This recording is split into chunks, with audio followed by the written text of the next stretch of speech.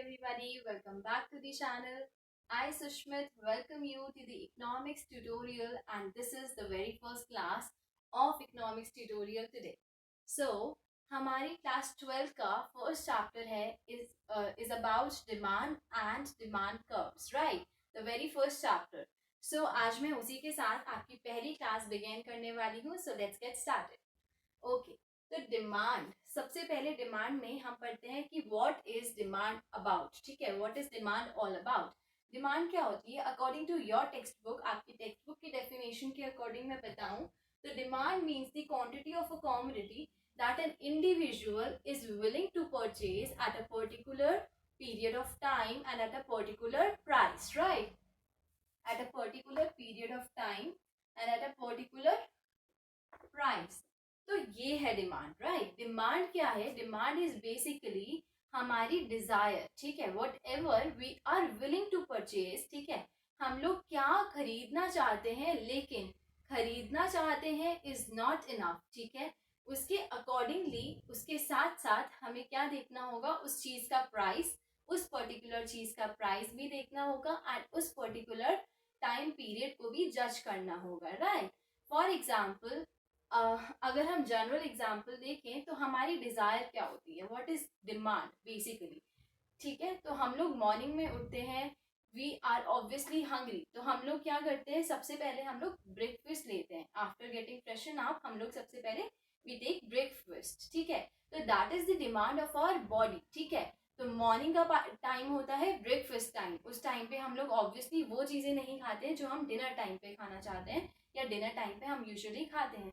तो time period के साथ में और परचेसिंग के टाइम पे प्राइस के साथ में हमारी डिमांड का correlation is all about demand actually says. ठीक है, आपकी इकोनॉमिक्स में आपको काफी टफ लगता होगा ये वाली डेफिनेशन को याद करना, लेकिन डिमांड कुछ नहीं होती है. डिमांड इज अ नीड और वांट. ठीक है, demand means the quantity of a commodity.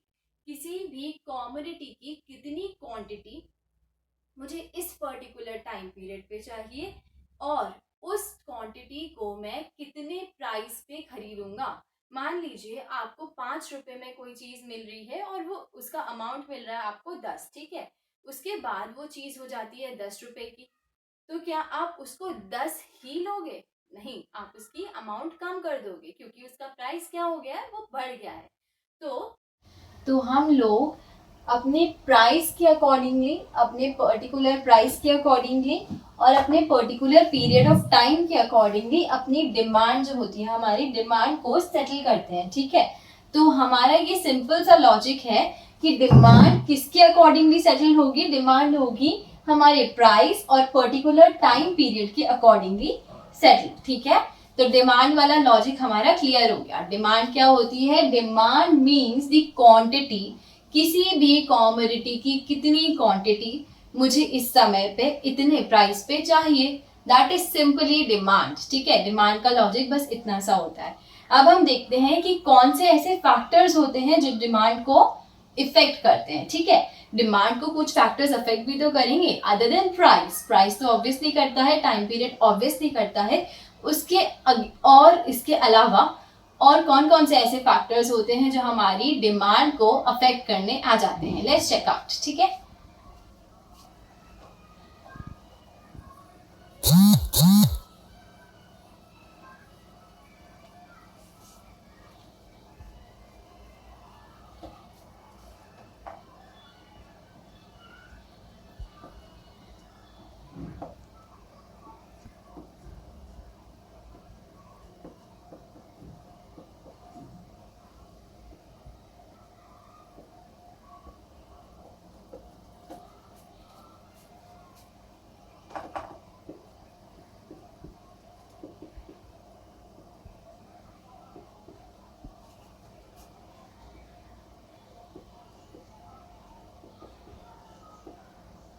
Okay students, सो ये है हमारे फैक्टर्स जो हमारी डिमांड को अफेक्ट करते हैं. इसके अलावा भी कुछ फैक्टर्स हैं that I am going to carry on later. ठीक है, तो सबसे पहला फैक्टर हमें दिख रहा है यहाँ पे प्राइस ऑफ द कमोडिटी. ठीक है, जब मैंने आपको डिमांड की डेफिनेशन बताई थी तो मैंने आपको बताया था कि प्राइस के अकॉर्डिंगली हम अपनी डिमांड को सेटल करते हैं।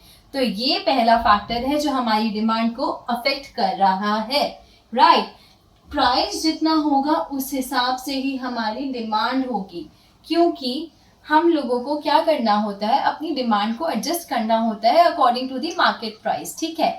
अगर मान लीजिए आपको ₹100 में 5 kg ऑफ एप्पल्स मिल रहे हैं, ठीक है, ठीक है, और अब ये 5 kg ऑफ एप्पल्स ₹200 में मिलने लग गए, तो आप क्या करोगे, आप अपनी डिमांड को कम करके मान लीजिए 2 kg कर दोगे या 3 kg कर दोगे, है ना, क्योंकि इसकी जो प्राइस रेट है ये 100 से कितना हो गया है, 200 हो गया है, ठीक है। क्योंकि प्राइस इतना ज्यादा बढ़ गया, कंप्लीट 100 रुपीज से बढ़ गया, तो हम अपनी डिमांड को 5 kg पे तो नहीं रख सकते, we can not fix our demand to 5 kg। तो हम क्या करेंगे, सेम दी प्राइस हम अपनी डिमांड को थोड़ा सा कंट्रोल करके उसको थोड़ा सा मिनिमाइज कर देंगे। That's the general attitude that all of us actually have. तो मार्केट में जब किसी चीज का प्राइस बढ़ जाता है, ओके, जब प्राइस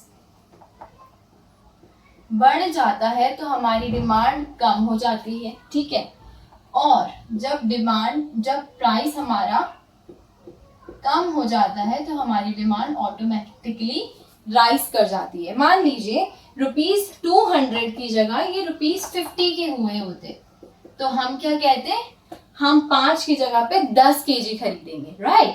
हम 5 की जगह पे अपनी डिमांड को राइज करके 10 kg खरीदेंगे, क्योंकि अभी एप्पल्स की कॉस्ट बहुत कम गई हुई है, राइट। अभी एप्पल्स की कॉस्ट बहुत कम है, तो हम प्राइस को देखते हुए अपनी डिमांड को सेटल कर देंगे कितने में, 5 की जगह पे 10 kg में, राइट। हम इस प्राइस पे हम लोग इतना खरीदेंगे, इस प्राइस पे हम इतना खरीद रहे थे, और मान लीजिए इतना प्राइस हो जाता तो हम अपनी डिमांड को मान लीजिए 2 kg कर देते, या इससे भी कम कर सकते हैं या फिर इससे थोड़ा ज्यादा, लेकिन 5 kg कभी भी नहीं रहता, ठीक है। तो ₹100 जब था तो 5 kg हमारी डिमांड थी, अब ₹50 हुआ तो 10 kg हो गई।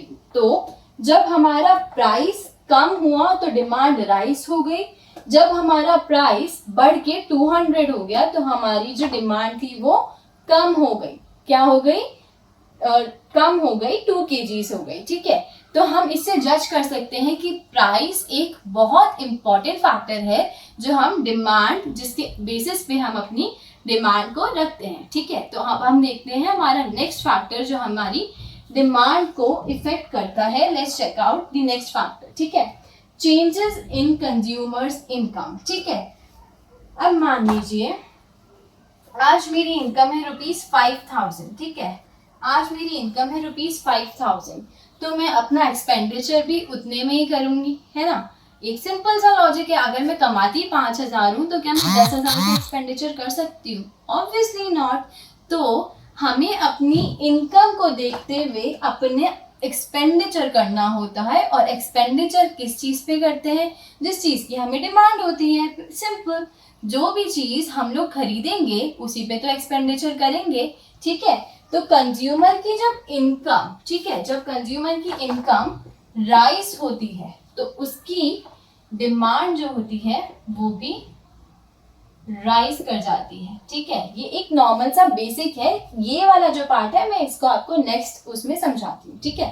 डिमांड जब इनकम इंक्रीज हुई तो हमारी किसी भी चीज की डिमांड इंक्रीज हो गई, ठीक है।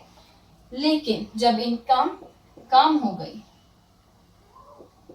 तो हमारी डिमांड भी कम हो जाएगी। It's very simple. लेकिन ये जो केसेस हैं ये है नॉर्मल गुड्स के और ये है इंफीरियर गुड्स के, ठीक है। इंफीरियर गुड्स कौन से गुड्स हो गए, मान लीजिए आप लोग एक एग्जांपल ले लीजिए कि राइस, ठीक है, राइस और वीट का एग्जांपल ले लेते हैं, ठीक है। राइस पहले हम लोग इंफीरियर क्वालिटी के खरीदते थे, वीट हम लोग पहले इंफीरियर क्वालिटी की खरीदते थे, ठीक है। राइस को हम इंफीरियर गुड्स में मान लेते हैं और वीट को हम नॉर्मल गुड्स में मान लेते हैं। तो अगर हम पहले ज्यादा राइस की परचेजिंग करते थे तो अब हम इसको बिल्कुल कम कर देंगे, क्योंकि अब हमारी इनकम सेटल हो गई है, अब हमारी इनकम बढ़ चुकी है, तो हम नॉर्मल गुड्स की तरफ जाएंगे, ठीक है। हम अपनी इंफीरियर गुड्स को खरीदना कम कर देंगे या फिर ना के बराबर कर देंगे, बिकॉज हमारी जो नॉर्मल इनकम थी वो अब राइज कर चुकी है। तो कंज्यूमर की जो इनकम है वो बहुत बड़ा एक इम्पॉर्टेंट फैक्टर है किसी भी चीज की डिमांड के लिए, ठीक है। डिमांड हम किसी चीज की तब हम कैसे जज करते हैं, ठीक है, देखते हैं। इंफीरियर गुड्स में मान लीजिए राइस थे, ठीक है, राइस का प्राइस उस कम था, तो हमारी जब इनकम कम थी तो हम राइस खरीदते थे। लेकिन अब जब हमारी इनकम राइस कर गई है तो हम क्वालिटी फूड खाएंगे, हम क्यों खाएंगे नॉर्मल से राइस, ठीक है। तो हम लोग नॉर्मल गुड्स की तरफ हमने क्या कर दिया, टर्न ओवर कर दिया, ठीक है। तो हम नॉर्मल गुड्स अब ज्यादा खरीदने लग गए, इंफीरियर गुड्स को हम निग्लेक्ट करने लग गए, ठीक है। तो इंफीरियर गुड्स के लिए डिमांड हमारी क्या हो गई, इंफीरियर गुड्स के लिए हमारी डिमांड हो गई कम, ठीक है, क्योंकि हमारी इनकम हो गई राइज। हमारी जो इनकम थी वो राइज हुई, इसीलिए इंफीरियर गुड्स की डिमांड कम हो गई, ठीक है। और अब जब नॉर्मल गुड्स की बात करेंगे, नॉर्मल गुड्स क्या हो गए, कोई भी नॉर्मल से जो कमोडिटीज हम लोग खरीदते हैं अपनी डेली लाइफ में, उसकी डिमांड ऑब्वियसली राइज करेगी क्योंकि हमारी इनकम अब अच्छी हो गई है, राइज हो गई है, ठीक है। और अगर हमारी इनकम कम जा रही है तो वाइस वर्सा हो जाएगा, right students. I hope my point is clear to you. Now coming to the third factor that affects the demand, ठीक है। अब हम अपना थर्ड फैक्टर देखते हैं जो डिमांड को इफेक्ट करता है। ये हमारे फर्दर फैक्टर्स हैं जो हमारी डिमांड को क्या करते हैं, इफेक्ट करते हैं। लेट्स चेक आउट कौन कौन से हैं ये फैक्टर्स।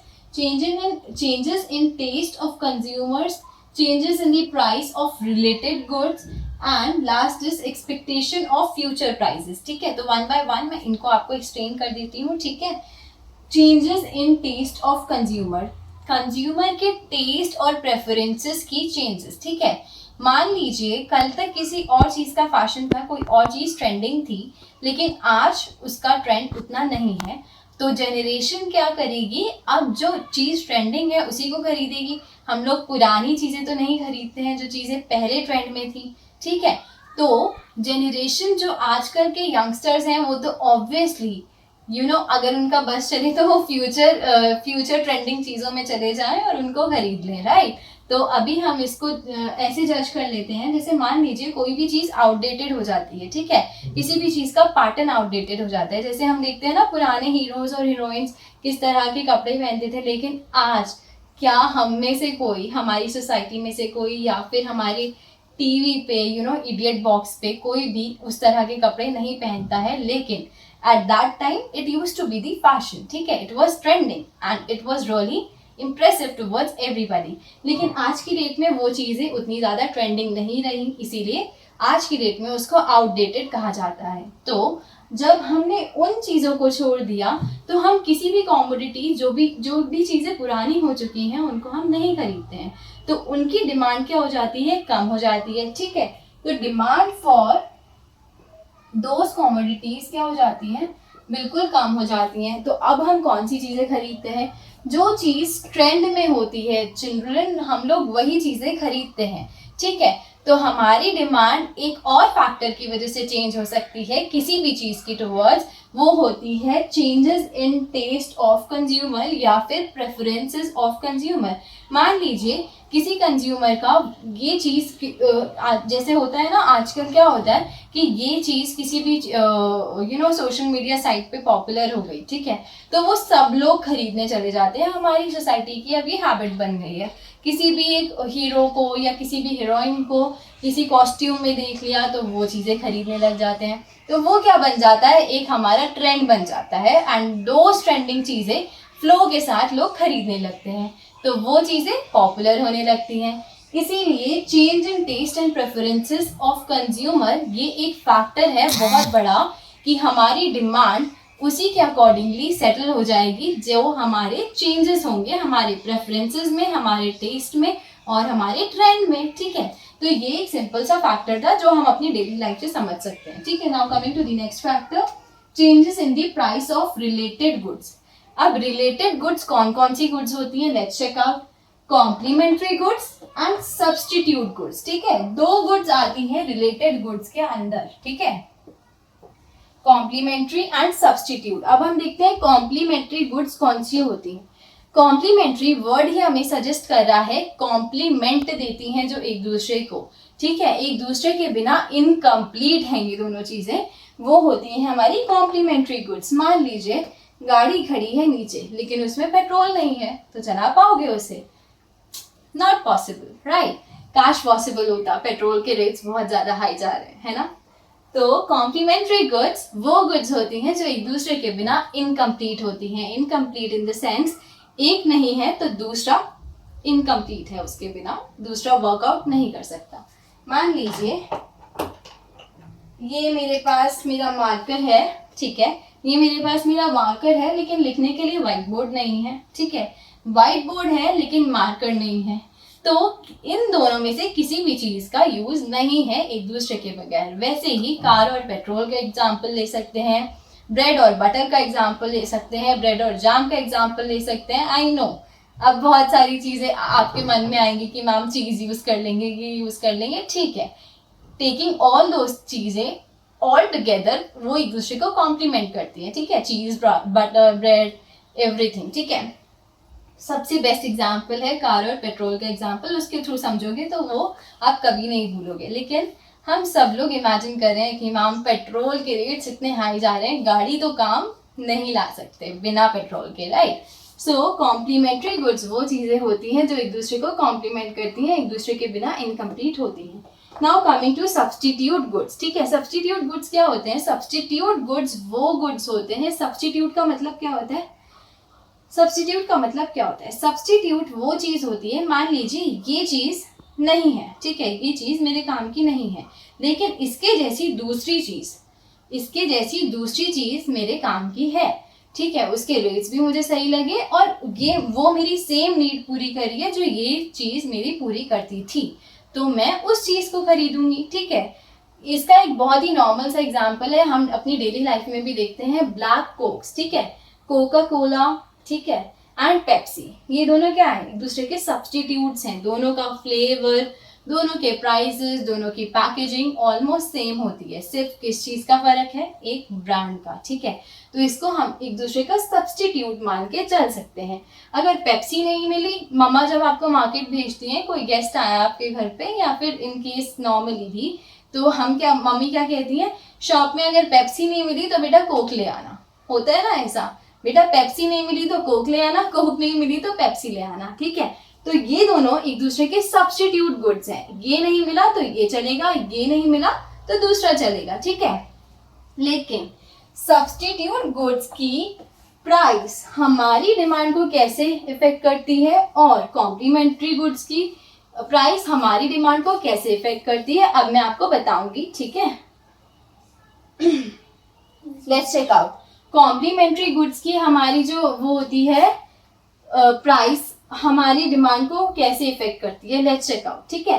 कॉम्प्लीमेंट्री गुड्स जैसे मैंने आपको बताया, कार एंड पेट्रोल, अगर पेट्रोल के रेट्स बहुत ज़्यादा हाई जा रहे हैं तो क्या हम गाड़ियाँ खरीदने जाएंगे? नहीं मैम, नहीं जाएंगे। It's a very normal question. अगर पेट्रोल के रेट्स इतने हाई जाएंगे तो कोई भी ये विलिंगली गाड़ी खरीदने नहीं चला जाएगा उस टाइम पीरियड पे, स्पेशली जिस समय पेट्रोल पीक पे है, ठीक है। हाँ, जब पेट्रोल के प्राइसेस नीचे आएंगे, उसका डाउनफॉल होगा, तो ज़रूर लोगों की लाइन लगी होगी गाड़ियाँ खरीदने के लिए, ठीक है। तो जब हमारा कॉम्प्लीमेंट, ठीक है, complement in the sense petrol is used for car, ठीक है, और कार कभी भी यूज नहीं की जा सकती विदाउट पेट्रोल, राइट। तो पेट्रोल का प्राइस जब ऊपर जाएगा तो हम गाड़ियां खरीदने नहीं जाएंगे, लेकिन प्राइस जब नीचे आएगा तो ऑब्वियसली हम कार्स खरीदने जा सकते हैं। Coming to the substitute goods, substitute goods एक दूसरे के सब्स्टिट्यूट होते हैं। तो अगर मान लीजिए पेप्सी का प्राइस बढ़ जाता है तो लोग कोक की तरफ अग्रसर हो जाएंगे, और अगर कोक का प्राइस बढ़ जाता है तो लोग पेप्सी की तरफ चले जाएंगे, ठीक है, क्योंकि लोगों का क्या है, उनको तो ब्लैक कोक से मतलब है, ब्लैक ड्रिंक से मतलब है, वेदर इट्स पेप्सी और कोक, ठीक है। तो substitute goods are very simple. So lastly हमारा है एक्सपेक्टेशन ऑफ फ्यूचर प्राइसेस। अब फ्यूचर प्राइसेस कैसे? ठीक है। हमारी डिमांड फ्यूचर प्राइसेस के अकॉर्डिंग कैसे सेटल होगी, लेट्स चेक आउट। ठीक है, future prices in the sense, मान लीजिए आज की अनियन की प्राइस है 20 रुपीज पर केजी। ठीक है, आज की प्राइस है 20 रुपीज पर केजी, लेकिन एक्सपेक्टेड ये है कि वो क्या होने वाली है, 50 रुपीज पे राइस होने वाली है। ठीक है, आज है उसकी प्राइस 20 रुपीज पर केजी। ठीक है, लेकिन प्राइस फॉर अनियन क्या होने वाली है, 50 रुपीज होने वाली है इन फ्यूचर। ठीक है, तो आज हम क्या कर लेंगे, 20 रुपए के मिल रहे हैं तो बहुत ज्यादा, मतलब अनियन की जो डिमांड हो जाएगी वो बहुत ज्यादा हो जाएगी और हम ज्यादा अनियन खरीद के रख लेंगे स्टोरेज में, इस 50 रुपीज वाले प्राइस से बचने के लिए, है ना। क्योंकि ऐसा जनरली देखा गया है कि हम लोग क्या करते हैं, अगर फ्यूचर में किसी भी चीज का प्राइस जो है एक्सपेक्टेडली हाई होने वाला होता है तो हम कम वाले प्राइस पे ज्यादा डिमांड करते हुए ज्यादा कॉमोडिटी को खरीद के रख लेते हैं ज्यादा अमाउंट में, ताकि फ्यूचर में हमें इन हाई रेट्स पे वही सेम कॉमोडिटी नहीं खरीदनी पड़े। क्योंकि हमें पहले से ये एस्टिमेटेड होता है कि इस चीज की प्राइस इतनी ऊपर जाने वाली है, तो हम क्या कहते हैं कि पहले से ही हमें उसके लिए वेल प्रिपेयर्ड रहना चाहिए। Well prepared in the sense, हमें ये चीज की स्टोरेज कर लेनी चाहिए ताकि इस प्राइस पे हमें ये चीज ना खरीदनी पड़े। तो इसको कहते हैं expectation of future prices. Expectation of future prices जब हाई होती है तो हमारी डिमांड क्या हो जाती है, किसी भी लाइक फ्यूचर प्राइसेस अगर बढ़ने वाले हैं किसी भी कॉमोडिटी के, तो हमारी डिमांड उस पर्टिकुलर टाइम पीरियड पे बढ़ जाएगी। लेकिन अगर एक्सपेक्टेशन ऑफ फ्यूचर प्राइसेस कम होने वाला है, मान लो किसी चीज, जैसे मान लो ₹20 करंटली था, ₹10 होने वाला है फ्यूचर में, तो सब लोग क्या कहेंगे, अभी इसको खरीदना अवॉइड कर देते हैं और फ्यूचर में ये जब 10 रुपए का हो जाएगा तब हम इसको ज्यादा खरीद लेंगे। तो फिलहाल की डिमांड उस चीज की कम हो जाएगी और फ्यूचर में जब उस चीज की क्या हो जाएगा, उस चीज का प्राइस बहुत कम हो जाएगा, बहुत ही नॉमिनल सा हो जाएगा, तब हम उसको खरीद लेंगे। ठीक है, दैट इज हाउ हमारे फैक्टर्स हमारी डिमांड को इफेक्ट करते हैं। दीज आर 5 इंपॉर्टेंट फैक्टर्स जो आपको अपने क्लास 12 के अकॉर्डिंगली पढ़ने होंगे। ठीक है, आज की मैं अपनी क्लास यहीं पे एंड करती हूँ। Thanks a lot for watching and if you have not subscribed the channel yet, please subscribe कर देना, and secondly please do like the video and share as much as possible. Thank you very much for watching. Bye bye.